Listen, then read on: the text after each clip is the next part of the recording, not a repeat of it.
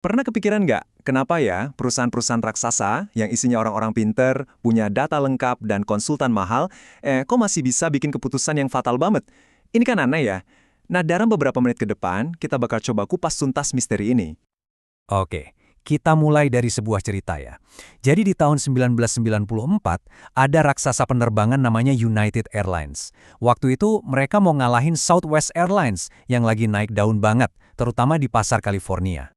Terus gimana cara mereka ngelawannya? Gampang. Mereka tiru aja semuanya. Bener-bener semuanya loh. Dari mulai seragam staf yang dibikin kasual, pesawatnya disamain semua pakai Boeing 737, sampai ke waktu transit super cepatnya Southwest, itu pun di copy-paste. Jadilah mereka kayak cloningannya Southwest. Hasilnya gimana? Wah, di luar dugaan banget. Pangsa pasarnya Southwest di California bukannya turun, malah naik. Sementara layanan shuttle-nya United, ya gagal total dan akhirnya harus ditutup. Strategi yang kelihatannya logis, malah jadi bencana. Nah, ini yang bikin kita bertanya-tanya. Kenapa sih cuma niru doang tanpa paham dalemannya, sering banget berakhir gagal? Sebenarnya apa yang United Airlines nggak lihat dari sistem kerjanya Southwest? Jawabannya ternyata ada di sesuatu yang kita sebut kebenaran setengah yang bahaya banget. Gini, dunia bisnis itu penuh sama nasihat-nasihat yang kedengerannya keren, tapi seringkali logikanya cacat dan malah bisa bikin kita salah jalan. Kita ambil contoh dari seorang legenda bisnis, Jack Welch, soal sistem peringkat paksa. Logikanya kan kedengaran simpel ya. Orang di sekolah aja dinilai, kenapa di tempat kerja enggak? Tapi tunggu dulu, analogi ini punya kelemahan yang fatal. Analogi tadi langsung runtuh kalau kita lihat bedanya. Di sekolah, kinerja kita itu dinilai sendiri-sendiri kan? Malah kalau kerja sama pas ujian, itu namanya nyontek. Tapi di dunia kerja, wah kebalikannya. Kinerja kita itu sangat tergantung sama kerja sama tim. Kalau kita paksain sistem ranking di lingkungan kayak gini, yang ada malah ngerusak kolaborasi yang justru jadi kunci sukses.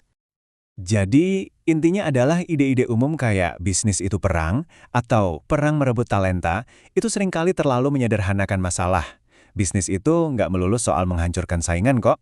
Contohnya Robert Mondavi, dia malah kerjasama dengan produsen anggur lain, dan hasilnya, reputasi seluruh wilayah Napa Valley dan bisnisnya dia sendiri ikut meroket. Oke, kalau nasihat-nasihat konvensional ini bisa bahaya banget, terus obatnya apa dong? Gimana caranya kita bisa ambil keputusan yang lebih benar? Nah, ini dia jawabannya. Ada pendekatan ampuh yang namanya manajemen berbasis bukti.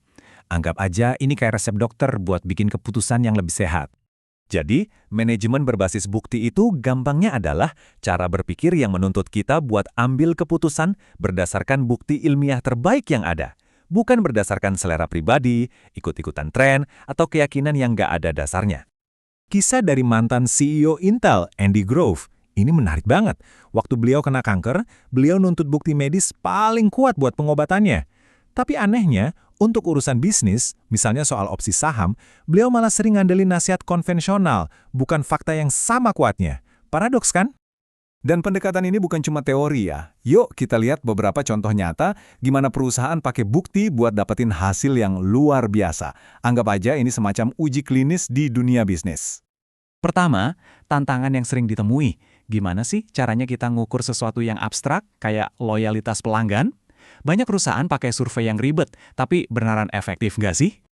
Nah, Enterprise Rent-A-Car nemuin sesuatu yang menarik dari data internal mereka. Ternyata pelanggan yang ngasih rating sangat puas, skor 5 dari 5, sempurna pokoknya, kemungkinan mereka buat nyewa lagi itu 3 kali lipat lebih tinggi. Jadi apa yang mereka lakukan?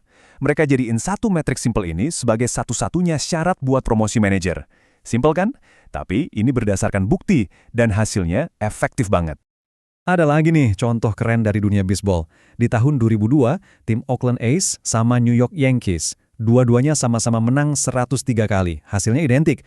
Tapi lihat deh bedanya. Anggaran gaji tim A's itu nggak sampai sepertiganya Yankees. Gila kan? Gimana caranya? Yaitu mereka nggak pakai intuisi para pencari bakat, tapi murni percaya sama data statistik. Oke, sekarang kita udah lihat buktinya kan? Yuk kita bekali diri kita dengan alat-alat buat menerapkan cara berpikir ini. Anggap aja ini resep dari dokter buat organisasi Anda. Sebelum kita jalanin ide bisnis baru atau lanjutin kebiasaan lama, coba deh tanyain 3 pertanyaan simpel ini. Pertama, bongkar dulu asumsinya. Apa sih yang harus benar supaya ide ini jalan? Kedua, hadapi keyakinan itu. Emang asumsinya masuk akal? Dan yang ketiga, coba tes. Gimana caranya kita bisa ngumpulin data dengan cepat dan murah buat ngebuktiin asumsi itu. Sebagai penutup, saya mau ngajak Anda buat mikir sejenak. Coba renungkan pertanyaan ini. Keputusan paling penting apa yang lagi dibikin sama tim Anda sekarang, yang dasarnya lebih ke katanya atau kebiasaan, bukan berdasarkan bukti yang nyata?